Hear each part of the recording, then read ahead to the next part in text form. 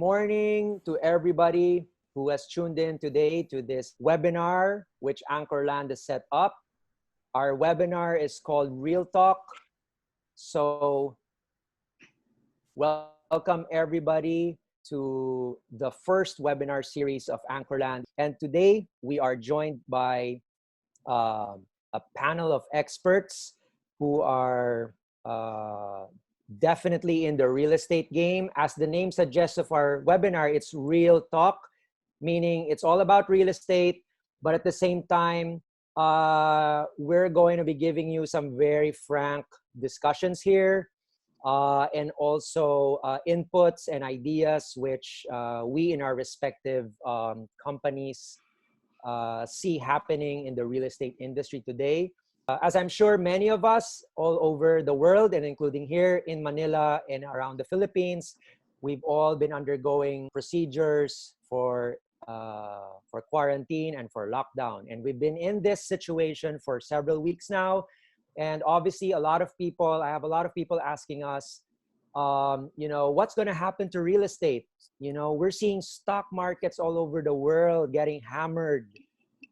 Economies are now in question. Everybody's saying there's going to be worldwide recessions. And obviously a lot of people are a bit anxious to know more about what they're going to do with their investments, whether they're a commercial investor or a residential investor, or if they work in the industry, what's going to happen now. And that's why we were so lucky today that we were able to assemble the Avengers of Philippine real estate, so to speak. No? So we're joined today by a really esteemed panel, and I'd like to have them introduce themselves because obviously they would be the best people to speak about their credentials. But one thing I can let you guys know who are listening and tuning in today is that you're going to be in for a very interesting discussion, different points of view here. And in fact, some of them will even show us some statistics and some presentations which they prepared specially for you. So I'd like to start off first with Joey Bondoc from Colliers. Hi, Mike. Again, I'm Joey Bondoc. I'm from the Research Department of Colliers International Philippines. I joined Colliers in 2016, and I cover office, residential, retail, industrial, and the leisure sector. So I want to thank Anchorland for inviting me to this very important webinar so I could discuss our insights as well as recommendations. Okay, cool. Looking forward to it. So that's Joey Bondoc from Colliers, Philippines. Thank you for joining us. Next up is Mr. Jojo Salas. Thanks, Mike. Good day, everyone. Yeah. Thank you again to the management and staff of Anchorland. This is really a very timely webinar, the Real Talk by Anchorland. So I had the pleasure to be in Davao February together. Well, now the webinar. Yeah. But anyway, just to briefly introduce myself, I've been into the real estate industry since 1998, right after finishing my master's degree from UP Diliman in urban and regional planning. Mm-hmm. So I was with First Pacific Davis, with Savills then, with Metro Pacific Group, then with CBRE. So for more than 20 years, I've been doing real estate. So 1998, that was a year after 1997 Asian crisis. Then we have the 2001 impeachment, and we had the 2008 financial crisis. So we're used to crisis, and I think we can outlive this. Going back, I'm Jojo Salas, Director for Global Research and Business Development of leading real estate companies of the world, based in Chicago. I'll discuss that later on. Thank you very much, Mike. All right. Thanks again, Jojo, for joining us today. We're glad to have you and looking forward to your inputs later. Next up, we have someone we work with very closely in the, especially in the media sector. We're glad to have as well with us Samaniego of Inquirer Property. So Tech, Hi, good morning, everyone. My name is Tech Samaniego. I covered the property or the real estate sector. I started, I think, 2005 as a reporter, and then I became the editor of the section in mm-hmm, 2016. mm-hmm, For me, the real estate sector is one industry that is very, very exciting, considering the number of players that we have and the various branches that it has. So I hope to be able to share our insights for today to our viewers. Thank you, Mike. thank you again, Tech, for joining us. And we're looking forward to what you guys see in the real estate industry thus far. Last but not the least, we're joined again by um another probably for a lot of you, a familiar name as well in real estate. You see her name all over the buildings, all around BGC, and also here in Makati. So we're also joined by Sheila Lobien of Lobien Realty Group. Sheila? Hi, hello everyone. First, I'd like to congratulate Anchorland for coming up with another, webinar like this. Mm-hmm. As Jojo mentioned, we were just in Davao a couple of months ago, Yeah. and now we're here adapting with a new norm, webinar and all that. So today, very happy that you guys invited me. I'm currently not, I put up my own real estate company, but prior to that, I've been with a Fortune 500 real estate company specializing in the commercial real estate market. Mm-hmm. And I'm happy to share inputs with everyone today. Still in the market, and despite what's happening, the real estate market is very resilient. And I feel that we will go through this positively. Philippines has always been very resilient. Yes, absolutely. Well, I'm sure for most of us, without revealing our age, many of us have been through more than probably one crisis already, right? Yep. And, Jojo, he has experienced several now. yeah, Jojo has experienced his fair share. And according to him, we should, The guru. yeah. So he can probably talk about all these other past crises. Although yes, I remember Asian crisis very well.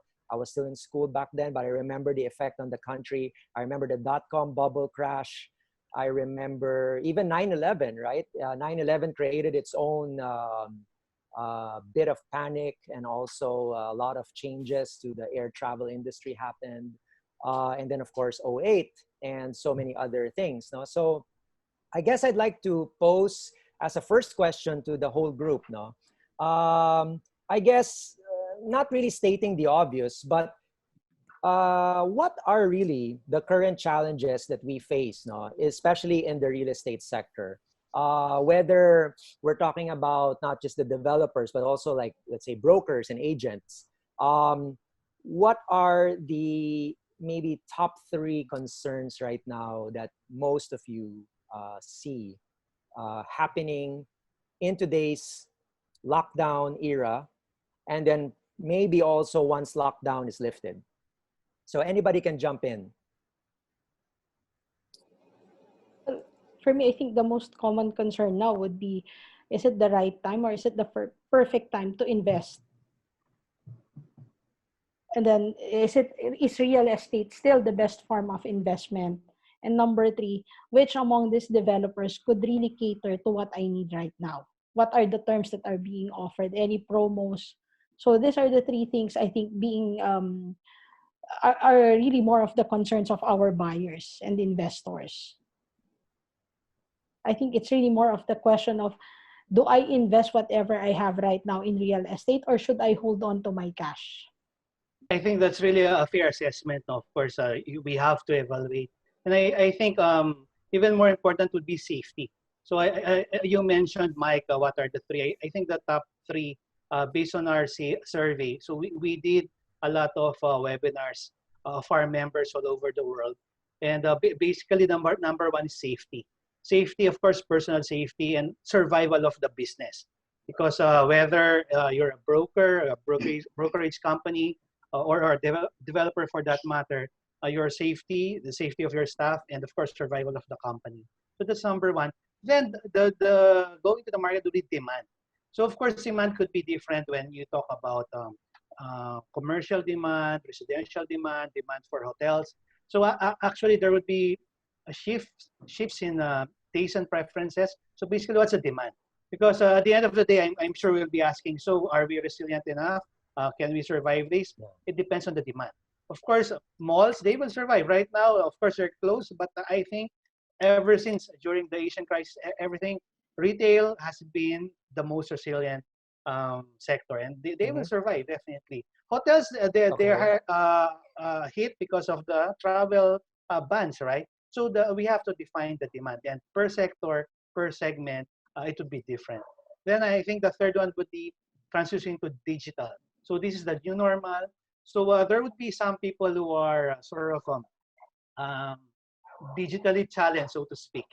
Uh, um, I think most of us would say real estate is a brick and mortar and high touch.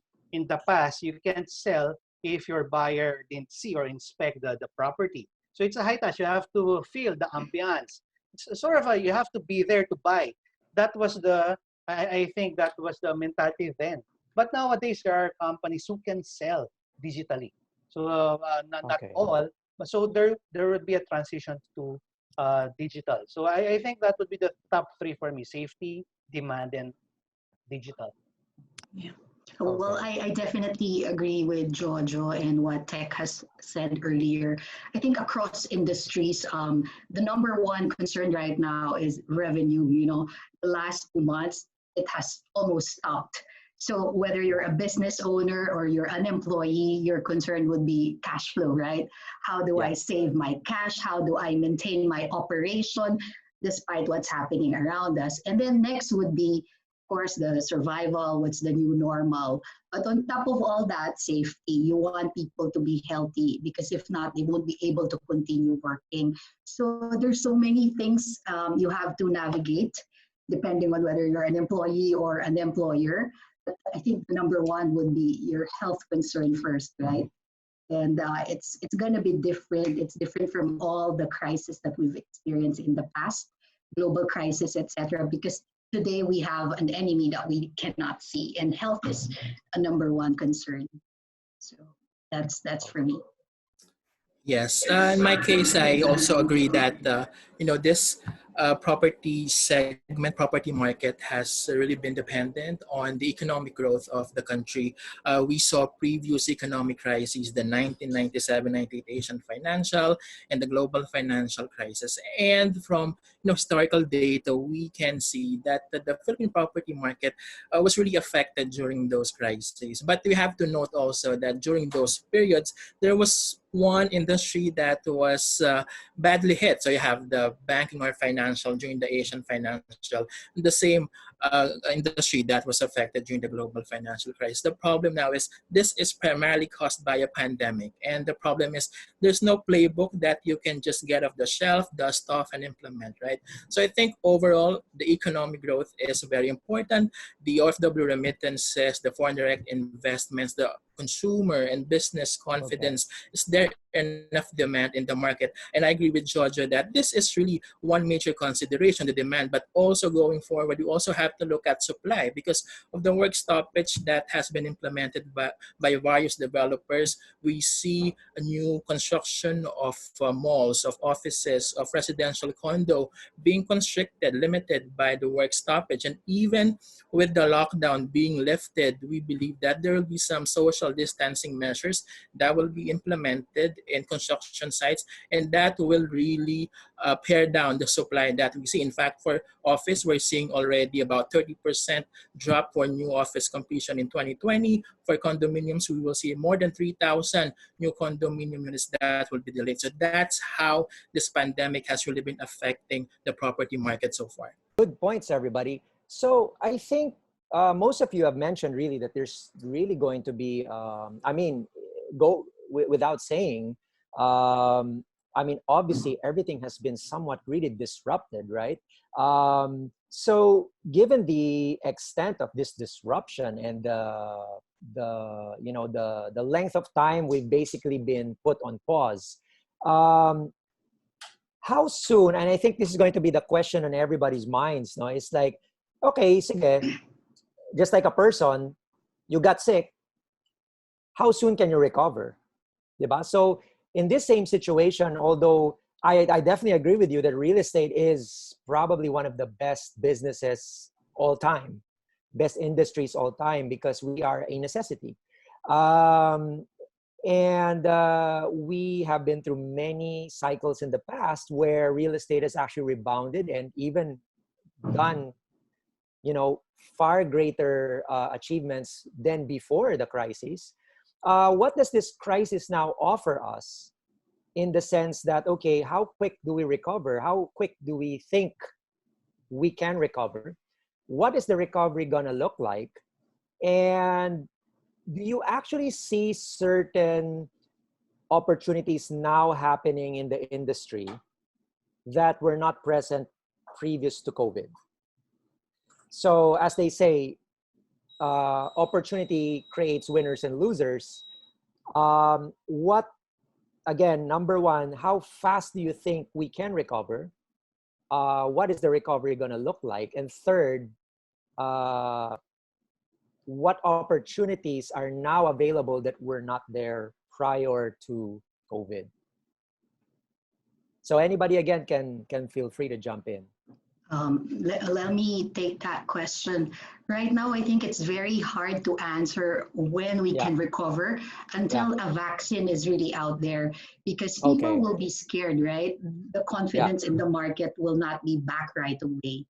And in terms of recovery, many people are saying V, U, whatever shape it will be. But I believe, because we've been talking to a lot of developers, investors, and tenants, and their sentiments are all the same. They're in that wait and see mode.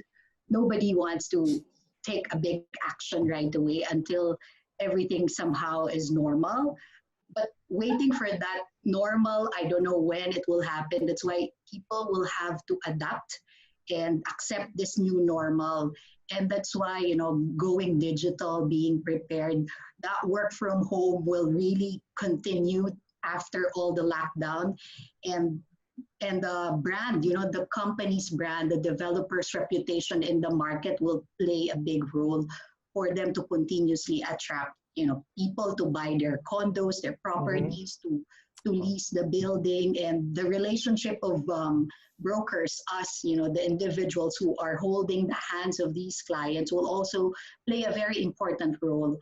People will go and work with people that they trust. So the market is uncertain and very hazy at the moment, but business will continue. And I think the role of us, the brokers, the consultants in the market, is to hold the hands of our clients right now with what's happening. They want our inputs, they want our advice, because we feel the market, we know what's happening out there. And I'll share some updates from my BPO clients. So now they're getting ready for that work from home. It will continue. So they're buying laptops, they're improving the connections of their people at home, so that they'll be able to continue this type of the new normal, the new environment. And perhaps Joey will tell you more about that. They have a lot of research that they recently published, the new normal for the office market. And in the residential market as well, we'll see condominiums who will also upgrade the way they manage the operations, keeping in mind that safety and health of the people living in the condo is the first priority. Okay. Yeah, I agree with Sheila. It's really, uncertain when this pandemic will finally be over. A vaccine will probably be our best solution for this, but it might take time. Let me, backtrack a bit and look at the previous crisis and how did the property market perform during the 1997-1998 Asian financial crisis. It was a much tougher time for the property market. Condominium prices declined during that time, and it took the market 3 to 4 years before finally recovering. Office market also declined that time, and vacancy were increasing, and the lease rates also were dropping. During the global financial crisis, we were somehow shielded by the fact that there was a limited exposure of the Philippine economy to global trade, and also we have to note that there was a major driver of Magkano mo, office Lexi? market already at that time, and that is the office market BPO segment that has been a major absorber of office space in Metro Manila. So also during the Asian financial crisis, interest rates were very high, mortgage rates 20-21%, and Joshua can probably support this later, but that was what we saw during the Asian financial. That's why its impact to the property was much greater. Yeah. If you look at outsourcing companies, Sheila mentioned the leasing of their clients right now. BPOs during the global financial, it took them 6 to 9 months before finally taking on or occupying fresh leases. So I think for 2020, for this COVID-19, it is probably not as significant compared to the Asian financial crisis, but definitely we're seeing uncertain times, and it might take 6 to 12 months, for instance, after the pandemic is over, assuming this is contained by first half of 2020 and market conditions improve by third, fourth quarter of 2020. Probably by 2021, that's when we will see, BPO companies finally again committing their pre-leases and their leasing activities. In terms of residential condo, I think it might also take some time before we experience that pent-up demand in the market. But if market conditions improve by third, fourth quarter of 2020, the pent-up demand in the market might again kick in starting 2021. So again, I agree with Sheila. We see a lot of wait and see. We see the new normal. More companies are looking at flexi workspaces. There's a lot of cloud computing that we are doing right now or utilizing. So this might even result in more data centers moving forward. And for residential, some halfway houses that we might see becoming more popular for the rest of 2020 and for 2021. I see. Great. That's fantastic. Yeah. You had a long question, so we have long answers. Just to add. Yeah. So Sorry. No, it's okay. I Just totally do your agree best. that. Yeah. I totally agree that as Joey mentioned a while ago, this is unprecedented, and you mentioned that one. There's no one playbook that we can use. But the fact is, this one is not based on the real estate market. It's a mainly public health. Of course, it would impact on the business sentiment, confidence, and all. So that's why I mentioned a while ago demand. But so right now, most of us, practically all of us are at home. So this is the time to sharpen our tools instead of feeling down and all. This is the time to sharpen our tools and be ready. And as Sheila mentioned, people will continue to deal with those who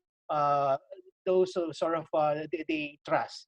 It's really hand holding your clients, hand holding your buyers, hand holding your agents during this unprecedented time. It's really important, and it's not just the industry per se, because actually in some of my presentations I presented the government stimulus and also the reduction in lending rates, because they will impact on spending later on.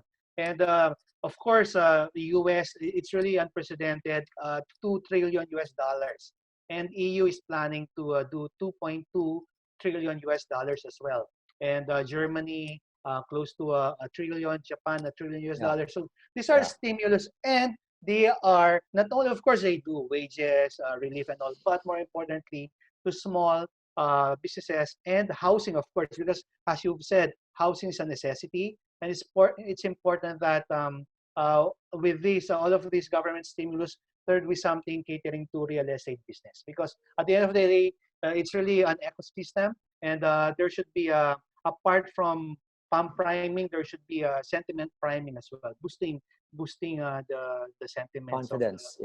Yes, the confidence of the buying public. Yeah, I also actually agree with what everyone said. No, I think for one, it may take a while. It may really take a while, but housing is a resilient industry. I mean, the real estate sector is quite a resilient industry, so definitely we will be able to bounce back. Now, it will be dependent on, number one, what the government aims to do to support our developers and our home Okay. buyers and the Okay. different businesses. Number two, the rates of the loan rates. And then, of course, depending, I think, on the sector or the market segment that the developers are serving. I think the recovery would be based on primarily on that, whether you're there for the luxury market, the affordable market, or the mid-market segment. Well, thanks guys for that. No. So basically, what I'm hearing from everyone is that obviously, no one has a crystal ball. No one can see what's going to happen in the next few months. No one can even know what's going to happen in the next few weeks. So, I mean, I'm also getting that kind of that sense that yeah, everybody will, I think, initially do like a wait and see, and then take it from there. It's also good that you guys mentioned that there are a lot of actually investments by companies now into technologies, right, to enable work from home and all these other apps and facilities and technology that they can take advantage of during this time, and that's very encouraging to hear. Um, Also, it's good that Tech mentioned, and some of you mentioned as well, the involvement of government, not the role of government, not just our government, but globally as well, in aiding the recovery, not just of real estate, but on their whole economies. Um, and while yes, I agree that uh, the the response of multiple governments now has been really unprecedented. No, I mean, I remember back then when 2008 happened, the government of the US probably pumped in a little over 1.4 trillion, right? There was two packages I remember at the time. One was 700, one was like 800 billion. And at that time, it was already like a shocking amount. Today, we see them really just opening up the coffers and saying, hey, we're going to put in 2.4, 2.5 trillion initially, and there might be some other things after that. Some of you mentioned Europe is doing the same. Here in the Philippines, do you think that, of course, with what the government is doing now, I think some of them want to get build back on track. Do you think that there will somehow be a spillover of those projects back into real estate? I mean, as we know it, like residential, commercial, all of that. The government Yeah. projects, the build. Yeah. Well, of course, yeah, of Assuming course, yeah. it gets back online. Well, we always mention that infrastructure projects help elevate prices of property projects, of condominium, of office lease rates, and these infrastructure projects that we see right now being developed by the government will really help decongest Metro Manila, especially with the government's decentralization. So we're seeing the government building the MRT 7 all the way to Bulacan. You have the LRT 1 all the way down to Cavite, and then you have these passenger and cargo trains being extended all the way to Pampanga, Tarlac, Pangasinan, and even the passenger rails that will be developed and constructed down to Bicol region. So all these projects will definitely have a positive impact on property. In fact, based on a study that we did back in 2018, the Manila subway, once completed, will help increase the land values of properties that are located within a kilometer or two between the stations, between the 14 stations proposed by the government. So that's how positive the infrastructure projects will be on the property sector in general. And we hope that, even with the government trying to support a lot of families, a lot of sectors, that it still continues to build this infrastructure project, because this projects, once completed, will help us sustain that growth trajectory that we were seeing prior to the COVID-19 pandemic. That's really a very good point. I mean, just continuing the build, that would definitely construction and definitely housing, real estate. The multiplier factor to the economy is really huge. And especially, of course, anchor land, the big players, they will survive. It's really the small, medium contractors, the socialized housing developers, they will be the one who would be, hit hard, especially we know housing is important, as Tech mentioned, and it's really important that I mean, the government doesn't have to give out dole out loans. Of course, we Mm. have all of the housing agencies, but soft loan, of course, we have the Land Bank, DBP, and other government banks to provide just to ensure that, because in the past 60 days, practically it's a standstill. And already, of course, we have the daily wagers, the small industries, they will be hurting by now. And ultimately, they will be the buyers as well, whether socialized or affordable. Of course, the upper mid, high-end luxury, they're relatively resilient. Of Mhm. course, there will be some pump priming as well. But I think in terms of targeting, that's why I want to mention, like in the US, part of the package is really assisting small, medium companies, Mhm. whereby if you apply for this relief, it's really a relief. You cannot fire people. So if you get the business loan, business relief, you Mhm. cannot sort of uh, Can't retrench anyone. Layo. yes. Yeah. So that's because if they will retrench, practically they will line up in the employment lines, queues, right? So it's better keeping the small business running instead of the government giving out uh, welfare to the unemployed. So it's really targeted. So they targeted, of course, the $1,200 per family. There's a sort of a bracket for that one. Then for the small, medium companies, they targeted that one. I think we can also do that. It doesn't have to be. We're not that rich as compared to the US, but we can use soft loans to really finance the small, medium enterprise, especially those I into see. I see. housing and See. construction. Yeah, Yeah, definitely.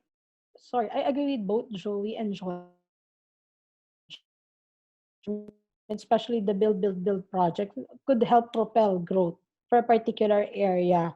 And as we all know, it has always been one of the steady anchors of the developers, build projects by the government.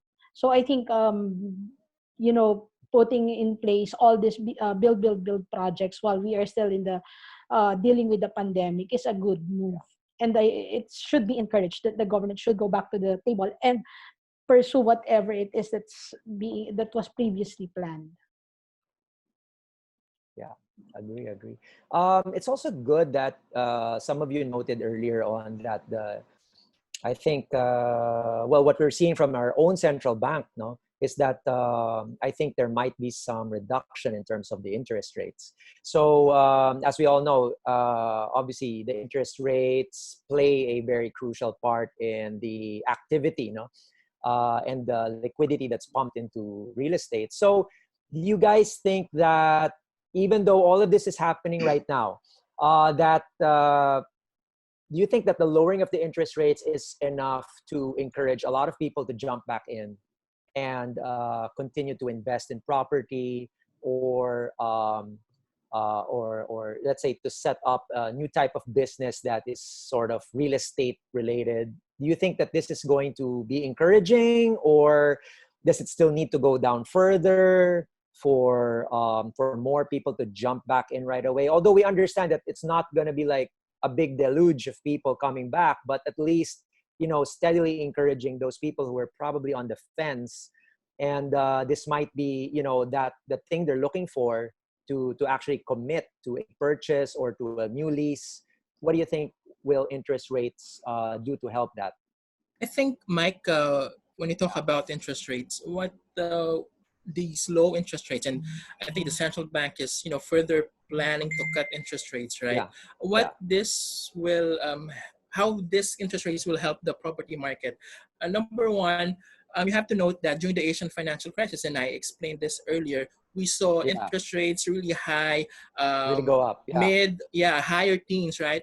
But now we're seeing Yeah. interest rates at about what, between 4 or 5%, and we believe that Okay. Yeah. once that pent up demand, especially for the condominium market, starts to kick in 2021, that's what will aid the property market to recover. Okay. Note that, for instance, if the property or market sentiment improves third or fourth quarter, it will be natural not to immediately see a positive impact on the market, right? But we probably see a recovery starting 2021. If you look at the historical Okay. launches and take-up of condominium projects all over Metro Manila, starting 2016, Okay. the demand or take-up of condo units has been outpacing the supply.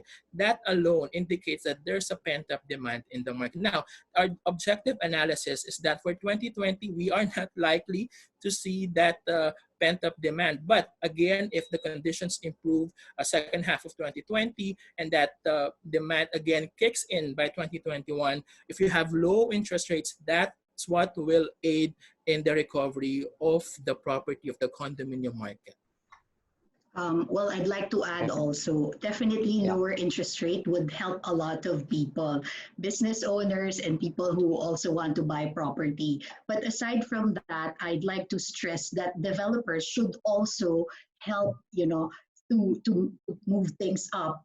A lot of big players now are giving special payment terms, longer payment terms, just to Mhm. encourage people to buy properties at the moment. But what we've been hearing and seeing is that everyone, as I've shared, they're in that wait and see mode. They're asking, is it the right time to buy now? It's just two Yeah. months. I'm sure prices Yeah. would still go down. I will Yeah. not buy right now. Let me wait. I'll just wait. And then the developers also, they're in that wait and see and saying, let's just wait a bit. Let's not go and drop our prices so low and let's see what's going to happen. So both parties Yeah. are still there. And I think we need to wait some more weeks, months, and really see what's going to happen in the market, whether price will really Yeah. go down and developers will come up with packages that would really entice players or investors waiting for that good deal. A lot of investors and high net worth individuals are just in the sidelines Okay. waiting for that good deal, good transaction. Many are waiting to invest. In a market like this, if you have a lot of money, cash is king, and you can buy properties at a good price if you have cash on hand. So Okay. many things are at play. Yeah. I totally agree with that one, and I'll go on a different tack at this one. Now more than ever, this is the best time, or even it would be there would be a drive for a second home. Of course, we're talking about. Of course, if you're looking at the affordables and socialized, most buyers it would be their first and last acquisition. We know that. That would be Okay. our sort of low income families. But when you go up mid market, upper mid, high end, and luxury, in the past they would say, oh, okay, well, some of our members, some of our clients all over Europe, US, they would say they don't need big Mhm. houses, they don't need big condos. They would just sell and they Yeah. will go around cruising the world. But nowadays they can't. No, I Yeah. won't do Airbnb. I won't do just cruises. They would do that, but they would want minimum a second home or even a third home. So right now, we know that of course you have the urban living for condominium, condominium units, but there will be a drive for suburb, even rural living, and for condominium units. I think they would buyers would really look at adding at least one spare room. I mean, even if you're single, okay, studio is okay, but like us, we need a nice background for our home office. So you need a spare room. So I think buyers would think they will consider getting bigger or extra room for their acquisition. So I think Yeah. this is the best time. It won't happen overnight. And those who Yeah. bought, they won't just cancel and buy. Yeah. It won't happen that Yeah. way. Yeah. But I Yeah. think Yeah. Yeah. Okay. the impact of this virus, it's basically a flu. We discussed a while ago, but I just President Merkel of Germany, she said practically they said they projected 70% of the German population will get it. And she took a flak. Why are you saying that? Did the doctors, scientists? But it's a flu. So ultimately, you and I Yeah. will get it, I think. But hopefully, we're just delaying that. Ultimately, when we get it, and majority are recovering. Mind you, Yeah. over Yeah. 50% are recovering, right? And I think the fatality is just a little bit over 2%. It's low, but of course, the contagion is fast. But anyway, going back, so when we're back to normal, the new normal, I think in terms of physical distancing, in terms of density, people will be looking at less dense, even in urban spaces, and bigger Mm-hmm. rooms. Okay. So there definitely will be some, I suppose, changes in what customers are looking for, Tastes and right? Definitely. preferences. Yeah. Because before, something that was completely, I suppose, benign or mundane suddenly now has a different context. And yeah, I do see that happening. Definitely some buyer preferences will change. Do you also think, guys, that there might be a shift now? Because in terms of investment, we do see, like, I'm sure maybe those of you have studied the different crises in the past. Each time a crisis happens, there's always some sort of like white knight that comes along to sort of, take up the space or increase investments like BPOs in the past. Um, do you think now possibly the white knight, if that's a good term to use, but the white knight could probably be e-commerce companies, given that they're the only ones right now who are actually, really enjoying, well, not really enjoying, but they're the ones who are actually experiencing huge demand now from people who are staying at home like you and I. Do you think that perhaps they or that particular segment in the market could actually be the one to drive all these new investments in the next few months or even next couple of years? Do you think that this is the moment for e-commerce to really scale up, given that there is now that demand? What do you guys think? Yes. Okay there.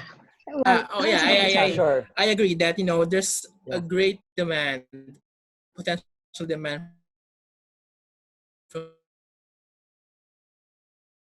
from e-commerce companies, not just the pharmaceutical.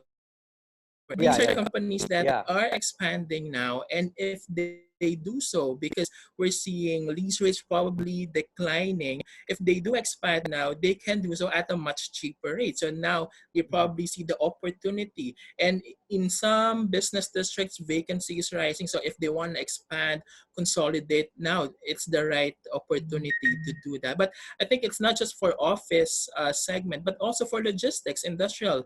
These F&B companies, retailers need to embrace online shopping, e-commerce. They need to Yeah. expand their offline to Yeah. online strategies, Yeah. and they cannot do that, and they'll be left in the game if they don't have strong logistics partners. So moving forward, that is something that they should consider. So it is benefiting not just the office segment, but also the logistics industrial sector. Shigla. Yeah, Yeah, I well, agree with Joey. us- E-commerce we can be like the a question so possible much. e-commerce can be a possible revenue driver for the country. It can be a possible economic driver, but I think much Yeah. has to be done still for the infrastructure Yeah. itself.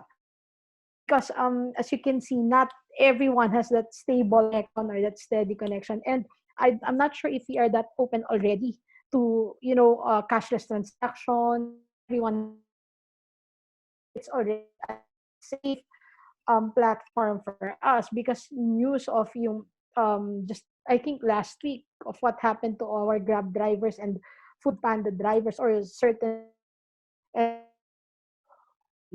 companies. So I think that's what needs to be secured first: the connectivity, the safety of the buyers and the businesses. But it can be a potential economic for us or a savior. Yep. Yeah. Internet. Okay. Okay. So I'd like to add to Yeah. what Joey and Tech has Yeah. said. No, we're very excited to answer that question because in the Philippine economy, the biggest drivers of demand, at least for the real estate market right now, really would be the BPO industry, the POGO and the OFWs. They've been buying real estate. They've been Okay. leasing spaces left and right, and their contribution in the market is so huge. They're practically controlling the not just the real estate but the Philippine market. So what I believe will stay and will continue to grow is the BPO, the outsourcing industry, I see. especially Okay. now because all companies would look at reducing cost and ways to be efficient. And I when they see. talk Yeah. about efficiency, they'll think of outsourcing non-core Okay. stuff. And Okay. Philippines is always the number one when it Yeah. comes to outsourcing things. Well, second to Okay. India when it comes to non-voice, yung mga engineering works and all that. But we're Okay. second already, and we have a very Okay. big market, 24 billion US Yeah. dollars. That's huge anywhere you go. And Okay. the BPO industry are also using condominiums, hotels, the Agree. tourism, fueling tourism market. So Okay. it's very big. And the infrastructure, I think, will really be needed. That's why the Build project should really be supported because I we see. have to decongest Metro Manila and move urbanization outside and grow the real estate market from there. Kaya nga mga nearby provinces should also grow, but we need Yeah. infrastructure because it's very hard to get from one point to another, from point A to Exactly. B in the Philippines. Airports, roads, and technology, the internet. And Okay. again, like what Tech said, no, the banking industry, e-commerce is not that big in the Philippines because we have a very, poor internet connection, and Okay. the trust in buying online is not there yet. A lot of fraud in the banking system. So it will take time, but infrastructure will play a big role in making all these things happen. Okay. I will just share one experience of our two members. So basically, leading RE, we have more than 500 members all over the world, and we have 150,000 agents all over the world. There are these two companies. They are big on they invested on their online platform, and as soon as the China started their lockdown, they experienced a spike in sales. So they were selling online. So during the first 2 3 weeks of the lockdown in China, they actually experienced higher. It was really more than double-digit growth month to month. So it was really they felt, oh so yes, e-commerce sort of as an industry is really good, but I think ultimately all of us, whether we're a developer, an agency, a consulting company, we have to include digital. We have to digitize. We have to go digital. Basically, we have to digitize our operations, our platforms. We are brick and mortar, but if we've been delaying our investment in our online platforms, especially payments, especially signing, especially to close deals. But we have members in Europe. The buyers and sellers are willing to sign, but there are no lawyers or notary, so they can continue the deal even if the buyer and seller they want to push through with the deal. So Mhm. although of course we have that already, the law for e-signature and all, but that's part and parcel of e-commerce. So definitely it's a white knight per se, but it's sort of like Yeah. all of us, we have to really upgrade our digital platform, digital footprint, so to speak. Thanks for that. Totally agree. No, BPO is definitely going to be still around, and I remember back then in '08, actually everybody was a bit scared as well because they were saying, oh, some of these companies might close down, but actually investments even grew further as the need from overseas became more apparent. Um, so I think that what else can we do now? I suppose as an industry, we've mentioned quite extensively here in this webinar that digitization is going to be very important for us. It's going to be a key pillar in moving deals forward, just like what Jojo mentioned, and as well as maybe helping, the e-commerce sector grow even further. Definitely infrastructure, technology, internet, perhaps online fraud is also going to be a major factor in involving more people in the digital revolution.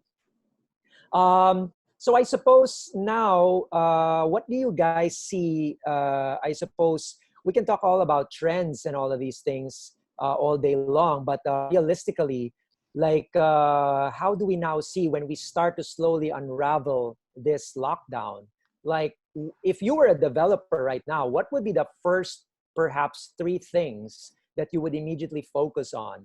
Or if, let's say, you were an investor, let's say you've been sitting on the fence, wondering about, is it the right time or not?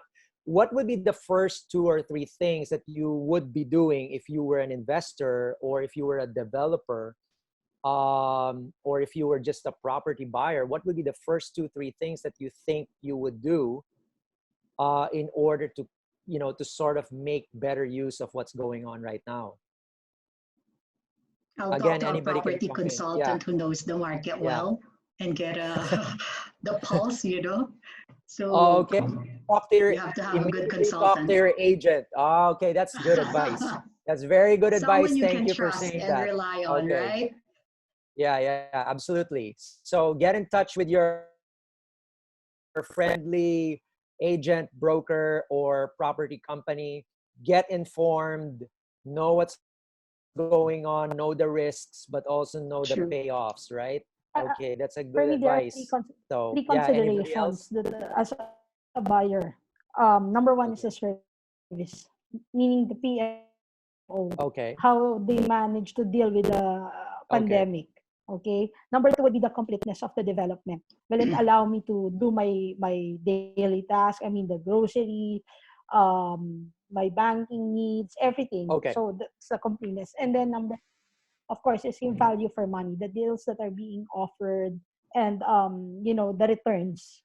So those three things: PMO, the service, completeness of the product, and value for money. Okay.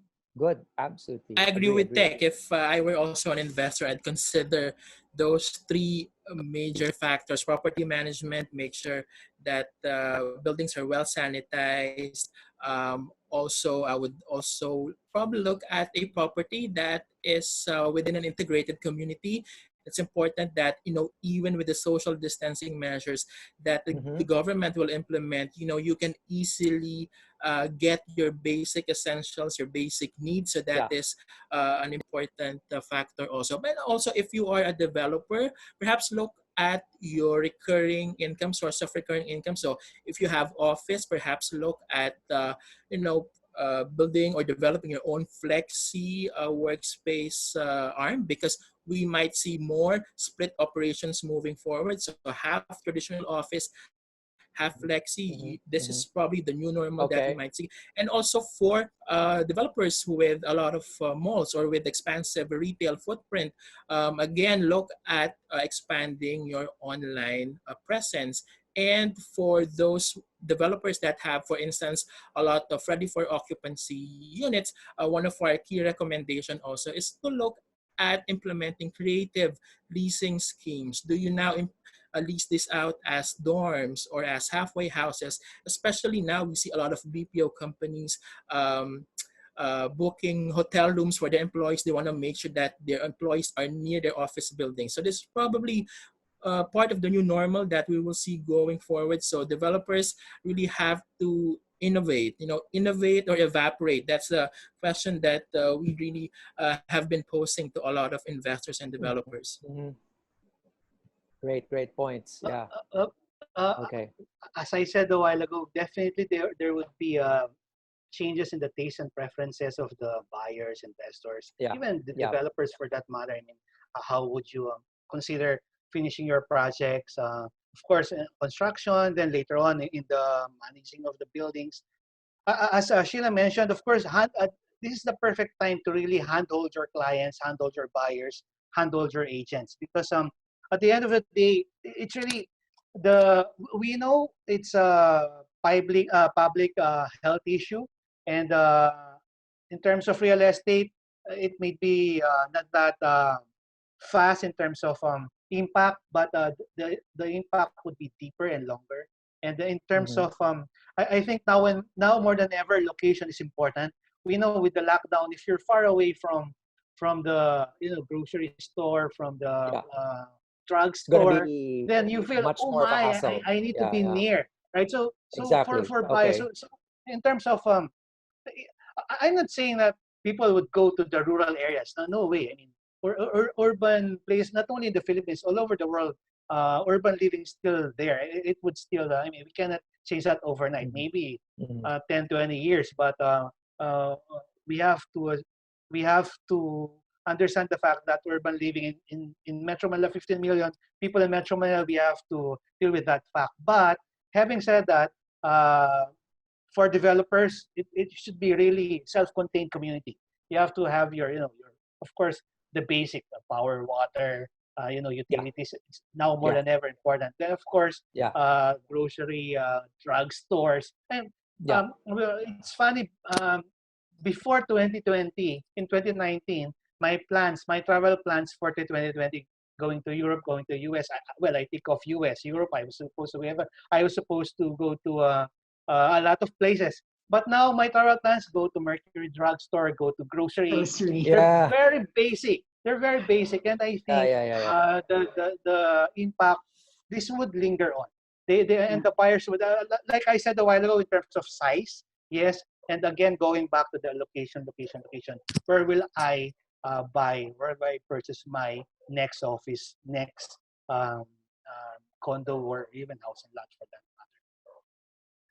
Still, Okay. we need to trust our hand-holding capability of our agents and consultants. Of course.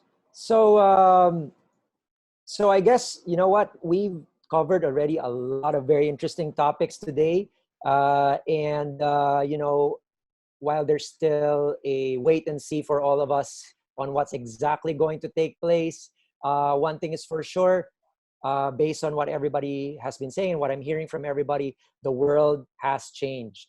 The world has changed, and so it is now up to us how we adapt to this new reality, and what are the things that we will now plan for that will either make us a winner or a loser, right? So with that, ladies and gentlemen, thank you so much for spending this time with us. It's been an excellent discussion. Nice, nearly 1 hour topic. We can talk some more. I'm sure we can talk all day amongst all of us here. But I guess for now, for our first webinar, this has been a great thing to hear from all of you.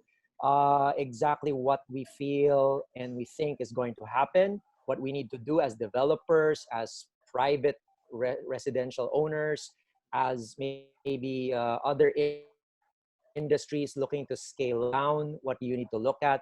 So I think we really covered a lot of great topics here today from very different vantage points. So again, I'd like to thank all of our guests, no? Joey, Sheila, Jojo, and Tech. Thank you so much for joining us. And I do hope that you all stay safe, and we can do this again, another round, and talk about a totally Anytime. different topic. Sure. Yeah, sure. More power to Anchorland. Yeah. Oh yeah, Thank you, thank you very much. Thank you, Anchorland. Anchorland. Regards to the And Thanks, gorgeous guys. and pretty Great seeing president, you here. Beth. yeah, thank you also for Bye. dropping by, and stay healthy, everybody, and better days to come Ahead. for all of us. Okay. So with that, to everybody tuning in today, thank you very much for spending your time with us as well. And I hope you enjoyed the topics and the, some of the questions and the answers that have been answered by our panel of experts here today. And wherever you are today, stay safe, and, more opportunity for everybody in the future. And thank you again, and see you next time.